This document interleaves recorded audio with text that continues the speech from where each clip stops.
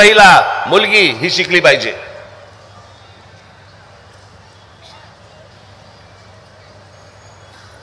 अठरा पगड जातींना एकत्र घेऊन स्वराज्याची स्थापना करणारे आमचे शिवछत्रपती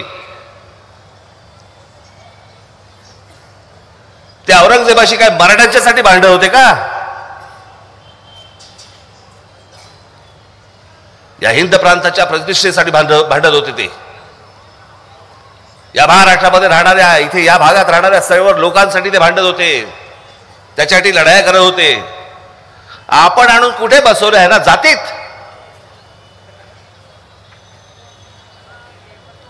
शालेय शिक्षणामध्ये वाचताना धडे वाचताना या महापुरुषांना आम्ही काय जातीत बसवायचं? हे सगळं जाणीवपूर्वक केलं गेलं गेल्या 25-30 वर्षात.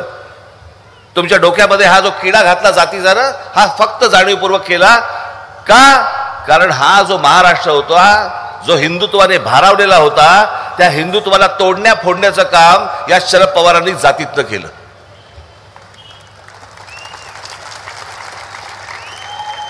मी आत्ता तिथे माझ्या अगोदरच्या सभेमध्ये पण एक उदाहरण दिलं. मी आता तुम्हाला पण तेच उदाहरण देतोय, मुद्दामून सांगतोय, परत सांगतोय. टेलिव्हिजनवरच्या जे कोणी सभा बघत असतील त्यांनी परत ऐकावं आणि एकदा अंतर्मुख होऊन या गोष्टींचा विचार केला पाहिजे. आपण कुठपर्यंत महाराष्ट्र आणलाय.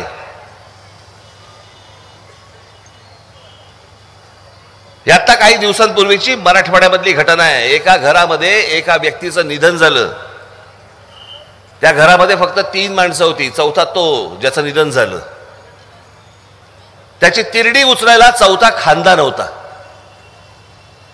त्यांच्या घराच्या बाहेर वेगळ्या समाजातले लोक, मी मुद्दाम तुम्हाला जात सांगणार नाहीये,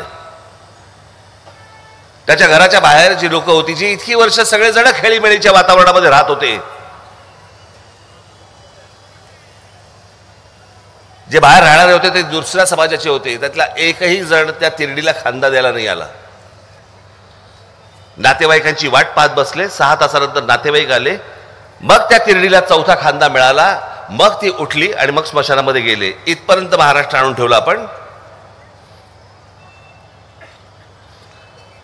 एकमेकांबरोबर हसत खेळत सगळ्या प्रकारचे सगळे डबे खाणारे सगळे मित्र आता एकमेकांना जातीतनं बघायला लागले. अहो, त्या दिवशी एक क्लिप आली, लहान मुली बोलल्या, लहान मुली की आम्ही सगळे एकत्र खेळायचो, पण आता हे सगळं झाल्यामुळे मराठवाड्यातल्या खास करून हे सगळं झाल्यामुळे आता त्या आमच्याशी बोलत नाही, तर मग आम्ही पण त्यांच्याबरोबर खेळत नाही. लहान मुलं इथपर्यंत जात आणली आपण. कशासाठी यांचे फोटो लावायचे आणि पुतळे बांधायचे आणि त्यांचे त्यांना हार घालायचे? कशासाठी? काय नाटक करतो आपण सगळेजण?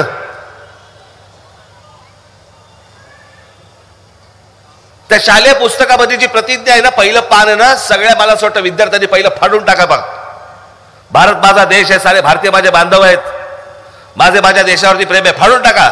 खोटं बोलतोय आपण.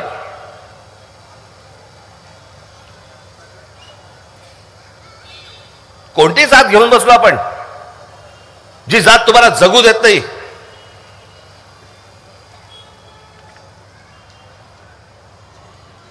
आणि हे फक्त आणि फक्त निव्वळ एका गोष्टीसाठी सुरू आहे की जेणेकरून जे मूलभूत प्रश्न आहेत, तुम्हाला नोकऱ्या नाहीत, माझ्या महिलांना संरक्षण नाही, आमच्या महाराष्ट्रामध्ये लहान मुलींवरती बलात्कार होत आहेत, आमच्याकडे रोजगार निर्माण होत नाहीये, आमच्याकडे उद्योगधंदे येत नाहीयेत, आम्हाला चालायला फुटपाथ मिळत नाहीयेत, आम्हाला वाहनं चालवायला चांगले रस्ते मिळत नाहीयेत, आमच्याकडे शेतकरी हजारोने शेतकरी आमच्याकडे आत्महत्या करतायत, आमच्याकडे कामगार देशोधडीला लागतोय.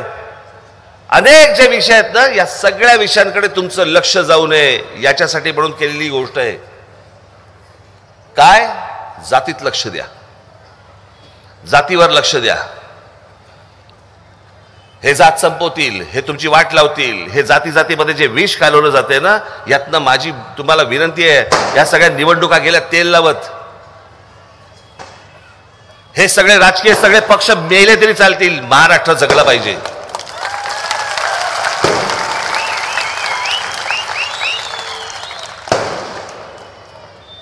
ती काळाची गरज आहे. माझी पोलिसांना विनंती, आपण ह्या कोणाचे जर समजा राजकीय उद्योग चालत असतील तर त्यांच्या कानाखाली एक फटाका काढा. आणि आपल्याकडनं होत नसेल तर आम्ही तयारच आहोत.